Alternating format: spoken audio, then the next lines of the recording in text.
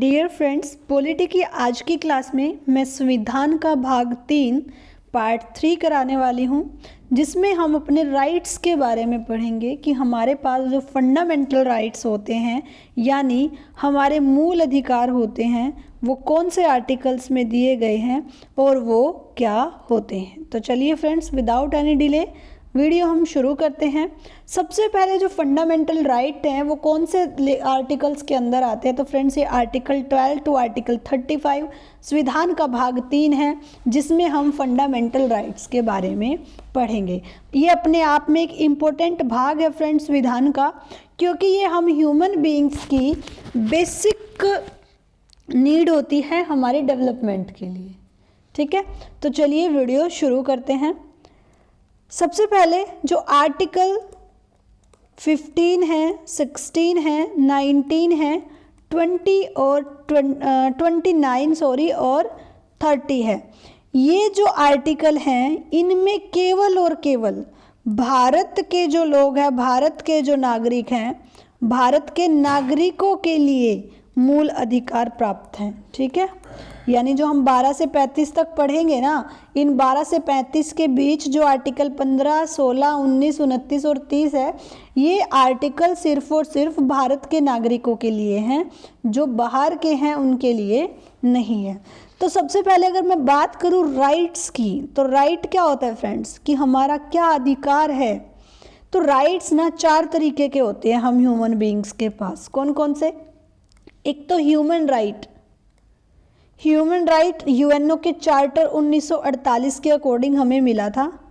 UNO के charter act में जो 1948 में आया था उसके अकॉर्डिंग। दूसरा है फ्रेंड्स नेचुरल राइट।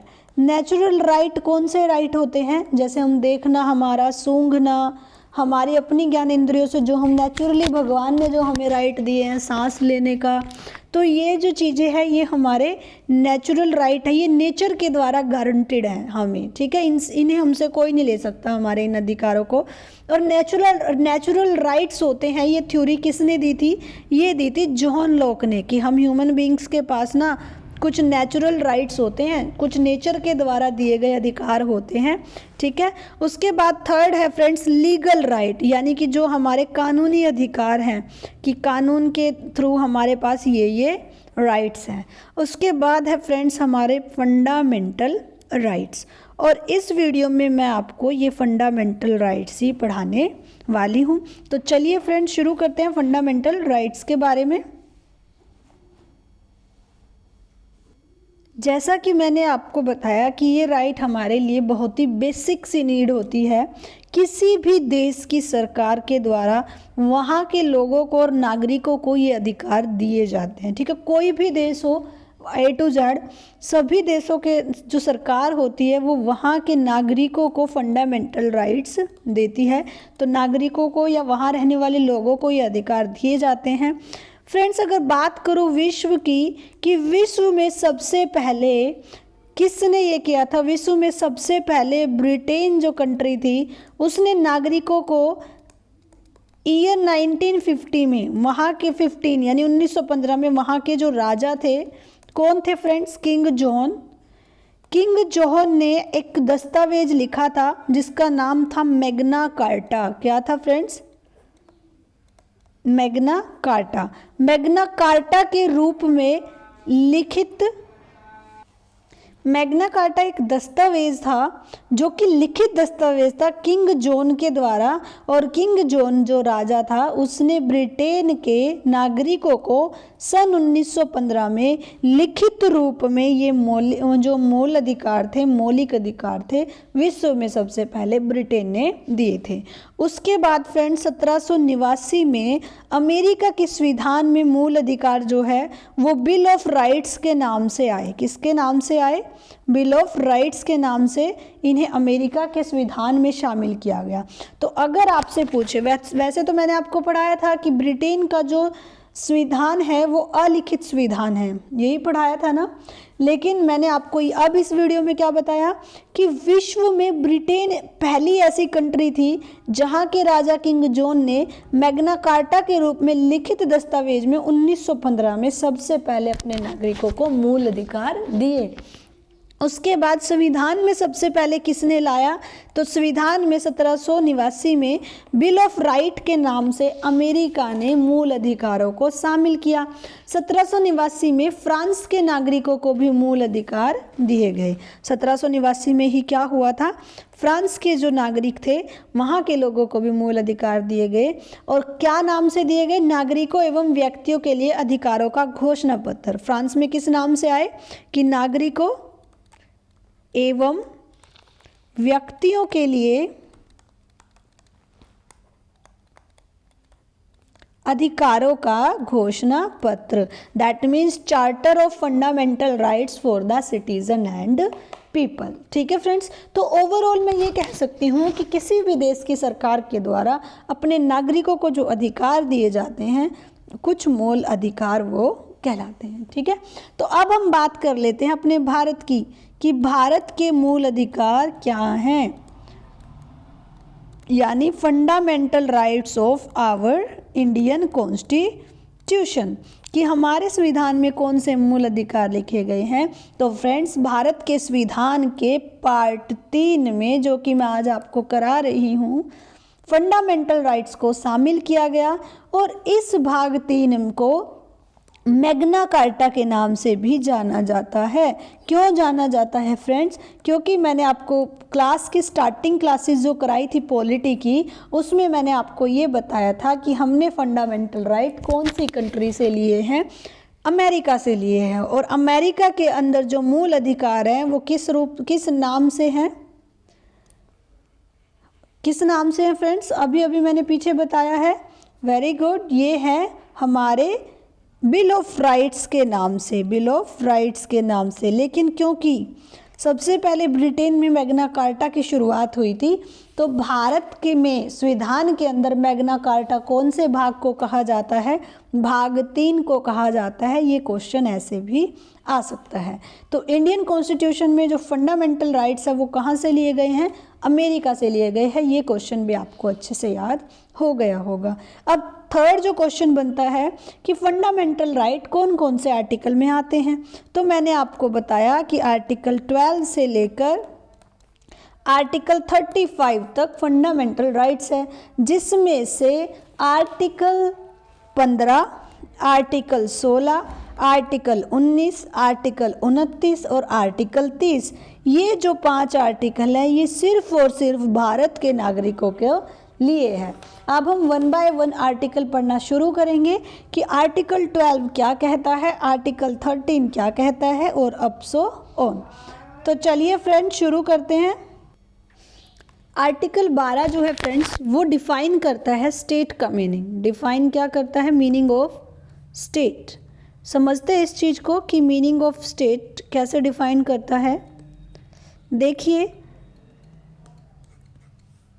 आप सबको पता है कि आर्टिकल 12 एक तरीके से ये बताता है कि जितनी भी अदर बॉडीज़ हैं ना गवर्नमेंट की, वो सबकी सब गवर्नमेंट के अंडर होगी। जैसे कि पार्लियामेंट, आप सबको पता है, संसद, एग्जीक्यूटिव यानी गवर्नमेंट हमारी सरकार जो काम को लागू करती है, कार्यपालिका एक तरीके से, स्टेट लेजिस्लेटिव असेंबली,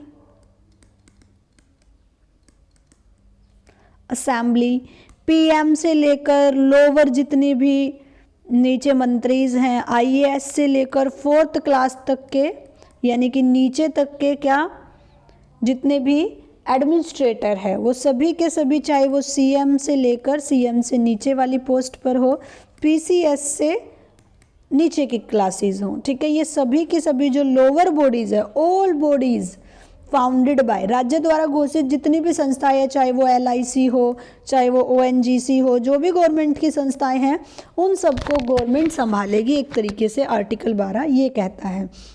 देखिए फ्रेंड्स, जैसे कि अगर मैं बात करूं, आप सबको पता है एक होती है हमारी एग्जीक्यूटिव, एक होती है लेजिस्लेटिव, एक होती है जुडिशरी। यानी कि एग्जीक्यूटिव यानी कार्यपालिका, कार्यपालिका क्या करती है, और लेजिस्लेटिव क्या करता है, लेजिस्लेटिव यानी कि विधानमंडल।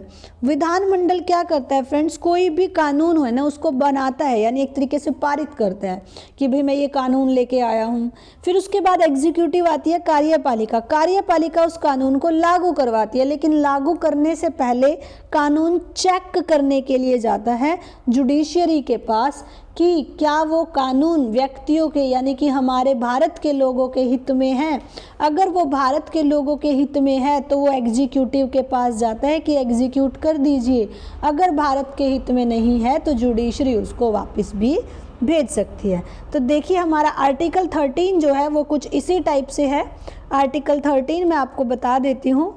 आर्टिकल 13 ये कहता है फ्रेंड्स कि राज्य सरकार कोई भी ऐसा कानून नहीं बनाएगी जो कि फंडामेंटल राइट्स का क्या करता हो, हनन करता हो, दमन करता हो या फिर फंडामेंटल राइट्स के विरुद्ध हो। कि राज्य सरकार कोई भी ऐसा कानून नहीं बनाएगी जो फंडामेंटल राइट्स के विरुद्ध हो।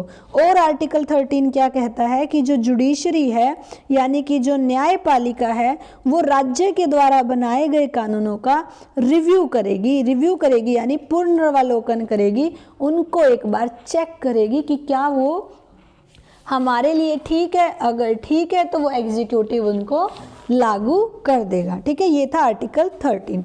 इसके बाद नेक्स्ट देखते हैं फ्रेंड्स हम आर्टिकल 14। आर्टिकल 14 टू जो 18 है फ्रेंड्स, आर्टिकल 14 से 18 तक वो राइट्स ऑफ इक्वालिटी बताते हैं। क्या बताते हैं, राइट्स ऑफ इक्वालिटी, कि हमें समानता का अधिकार है। समानता का अधिकार हमारा आर्टिकल 14 से आर्टिकल 18 के बीच आता है। तो चलिए देखते हैं कौन कौन सी समानता है फ्रेंड्स। आर्टिकल 14 में तो दिया गया है इक्वालिटी बिफोर लॉ। क्या दिया गया है, इक्वालिटी बिफोर लॉ, यानी कि कानून के समक्ष समानता। कानून के समक्ष समानता का मतलब क्या है फ्रेंड्स, कि कोई भी, चाहे वो कोई अमीर हो, चाहे वो कोई गरीब हो, चाहे वो किसी भी जाति से हो, किसी भी धर्म से हो, कानून के समक्ष वो व्यक्ति सिर्फ एक व्यक्ति होगा। अगर वो अपराधी है तो वो अपराधी होगा, उसके समक्ष सभी को समान अधिकार मिलेगा। इसे नेगेटिव कॉन्सेप्ट कहा गया कि एक नेगेटिव कॉन्सेप्ट है, और ब्रिटेन से हमने कानून के समान जो समानता है ये लिया था। इसमें क्या है, कानून के समान, इसकी बजाय ये कहता है कि कानून के समक्ष समानता की बजाय हमने एक और लिया फिर इसमें कि राइट्स ऑफ इक्वालिटी में जो आर्टिकल 14 है इक्वालिटी बिफोर लॉ भी होगा, और इक्वल प्रोटेक्शन ऑफ लॉ, ये भी ठीक था, इक्वल प्रोटेक्शन ऑफ लॉ। तो ये जो हमने दो लॉ लिए हैं, एक इक्वालिटी बिफोर लॉ ये तो लिया ब्रिटेन से फ्रेंड्स, और जो इक्वल प्रोटेक्शन ऑफ लॉ है ये हमने लिया अमेरिका से। इक्वल प्रोटेक्शन ऑफ लॉ का मतलब क्या है कि कानून का समान संरक्षण, चाहे वो कोई गरीब हो, अमीर हो, चाहे वो कोई एडमिनिस्ट्रेशन से हो यानी कि कोई शासक हो या कोई नेता हो, चाहे वटएवर, कानून अगर किसी को प्रोटेक्शन देगा तो वो समान देगा। ठीक है, तो इक्वालिटी बिफोर लॉ जो है वो एक नेगेटिव कॉन्सेप्ट था। इसको कहाँ से लिया गया, ब्रिटेन से। इसमें कानून के सामने सभी समान है, कानून के समक्ष समानता को दिया गया, इक्वालिटी बिफोर लॉ। तो ये क्वेश्चन आ जाता है कई बार कि इक्वालिटी बिफोर लॉ जो है ये कैसा कॉन्सेप्ट है, पॉजिटिव कॉन्सेप्ट है या नेगेटिव कॉन्सेप्ट है। तो आपको याद रखना है कि एक नेगेटिव कॉन्सेप्ट है। नेगेटिव कॉन्सेप्ट कैसे है, ध्यान से सुनिए। देखिए फ्रेंड्स, इक्वालिटी बिफोर लॉ यानी कानून के समक्ष समानता, मैंने इसको नेगेटिव क्यों बताया, क्योंकि आप एक बात देखिए, मान लीजिए एक व्यक्ति ए है और एक व्यक्ति बी है, और ए ने किसी का मर्डर किया है और बी निर्दोष है, बी ने कुछ नहीं किया है, तो क्या कानून के लिए सभी समान होने चाहिए? क्या अपराधी अपराधी नहीं होगा? क्या अपराधी और निर्दोष दोनों समान होंगे? तो इसीलिए इसको एक नेगेटिव कॉन्सेप्ट कहा गया है कि कानून के समक्ष सभी समान कैसे हो सकते हैं। अगर एक अपराधी है तो वो तो अपराधी होगा, अपराधी और निर्दोष समान थोड़ा ही ना हो सकते हैं, इसीलिए इसको थोड़ा नेगेटिव कहा गया। और ये कहाँ से लिया है, ये लिया है ब्रिटेन से। प्रोटेक्शन ऑफ लॉ, कानून का समान संरक्षण, ये सबके लिए ठीक है, ये पॉजिटिव है। क्यों? क्योंकि चाहे कोई कैसा भी हो, कानून को संरक्षण तो दोनों, मान लीजिए कोई अपराधी है तो कानून, और कोई निर्दोष है तो कानून तो दोनों को संरक्षण देता है। कैसे देता है कि भाई वकील आप भी करो, वकील आप भी करो, और अपने लिए क्या कीजिए, प्रूफ दीजिए कि हाँ मैं ठीक हूँ, मैं गलत हूँ, वो मौका सबको देता है। ठीक है, आई होप सो आपको ये चीज़ इस एग्जाम्पल से क्लियर हो गई होगी। और जो इक्वल प्रोटेक्शन ऑफ लॉ है फ्रेंड्स, इसको पॉजिटिव कॉन्सेप्ट क्यों कहा गया, क्योंकि इसके अकॉर्डिंग सिचुएशन देखी जाएगी, पर्सन की इंटेंशन देखी जाएगी कि क्राइम करने से पहले उसकी इंटेंशन क्या थी। मान लीजिए कि कोई व्यक्ति ए है और कोई व्यक्ति बी है, बी ए को कोई हानि पहुंचा रहा था, जिसकी वजह से ए ने सेल्फ प्रोटेक्शन में आकर कुछ ऐसा कर दिया कि बी का मर्डर हो गया। तो जो हमारे कानून है वो इस चीज़ को देखेगा कि ये क्राइम होने से पहले इस ए की इंटेंशन क्या थी, उसने सेल्फ प्रोटेक्शन में ऐसा किया या फिर उसने जानबूझकर अपराध किया। तो इक्वल प्रोटेक्शन ऑफ लॉ को इसीलिए पॉजिटिव कहा गया है कि कानून सबको समान दृष्टि से देखता है, चाहे वो अपराधी हो, सॉरी ये थोड़ा उल्टा बोल दिया, कि वो सबको समान मौका देता है एक तरीके से, कि वो क्राइम देखते हैं क्राइम किस रीजन से हुआ है। ठीक है, और इक्वालिटी बिफोर लॉ क्यों नेगेटिव है, क्योंकि मान लीजिए एक अपराधी है और एक निर्दोष है तो कानून सबको समान दृष्टि से थोड़ा ही ना देख सकता है। चलिए अब बात कर लेते हैं हम आर्टिकल 15 की। आर्टिकल 15 क्या कहता है कि किसी भी व्यक्ति के साथ धर्म के आधार पर, मूल के आधार पर, जाति के आधार पर, जन्म स्थान के आधार पर कोई भेदभाव नहीं होगा। आर्टिकल 15 ये कहता है कि किसी भी व्यक्ति के साथ जाति, धर्म, जन्मजात, इन सब के आधार पर कोई भेदभाव नहीं होगा। बात करते हैं आर्टिकल 16 की। आर्टिकल 16 ये कहता है कि सरकारी नौकरी में सभी को समानता मिलेगी, समान अवसर प्राप्त होंगे, equality of opportunity in public sector, चाहे वो कोई भी हो। लेकिन होता क्या है फ्रेंड्स, कुछ विपरीत परिस्थितियों में कुछ विशेष लोगों को ही उत्थान देने के लिए आरक्षण दिया गया है, जैसे पिछड़ी जाति के लोग। तो प्रोविजन जो है रिजर्वेशन के बैकवर्ड क्लासेस के लिए, उनकी एजुकेशन में, उनके एम्प्लॉयमेंट में है तो थोड़ा हटके ना कि उनको आरक्षण दिया गया, तो समानता तो नहीं है। लेकिन जो हमारा आर्टिकल 16 है उसमें ये कहा गया है कि सरकारी नौकरी में सभी को समान अवसर मिलेंगे। बात कर लेते हैं हम आर्टिकल 17 की कि आर्टिकल 17 क्या कहता है। फ्रेंड्स आर्टिकल 17 कहता है कि रिमूवल ऑफ अनटचेबिलिटी। अनटचेबिलिटी आप सबको पता है कि एक टाइम था जब छुआछूत हमारे देश में होती थी, यानी कि अगर कोई छोटी जाति से है तो हम उसको अस्पर्श करते थे, स्पर्श नहीं करते थे, उससे दूर रहते थे। तो आर्टिकल 17 यही कहता है कि किसी भी व्यक्ति के साथ अस्पर्शता का व्यवहार नहीं किया जाएगा। 1955 में जो अस्पर्शता यानी कि अनटचेबिलिटी अधिनियम आया था उसके अनुसार ये एक कानूनी अपराध है। अगर आप किसी के साथ अनटचेबिलिटी वाला बिहेवियर करते हो, यानी कि आप उसको अस्पर्श ये फील कराते हो कि आप छूने योग्य नहीं हो, तो ये कानूनी अपराध माना जाएगा और इसके लिए आपको सजा दी जाएगी। कम से कम 6 महीने की जेल इसके लिए होती है। तो ये क्या होता है, अगर किसी के साथ हम अनटचेबिलिटी का बिहेवियर करते हैं, यानी हम एक तरीके से उनको लो फील कराते हैं कि आप एक लोअर सोसाइटी से बिलोंग करते हो, तो 1955 का जो अनटचेबिलिटी एक्ट आया था उसके अकॉर्डिंग इसको लीगल क्राइम माना गया है कि ये क्राइम है और इसके लिए आपको 6 महीने की जेल होगी। ये आर्टिकल 17 में कहा गया है। बात करते हैं आर्टिकल 18 की फ्रेंड्स कि आर्टिकल 18 क्या कहता है। तो आर्टिकल 18 में कहा गया है एबोलिशन ऑफ टाइटल्स, यानी कि abolition of titles. Abolition of titles that means अगर आपको जो उपाधियां दी जाती थी पहले उनका अंत कर दिया गया, ये आर्टिकल 18 कहता है। सरकार पहले क्या करती थी, व्यक्तियों को उपाधियां देती थी, जैसे किसी को राय की उपाधि मिल गई, किसी को चौधरी की उपाधि मिल गई फ्रेंड्स, कोई राय ज़्यादा अपने नाम के पीछे लगाता था।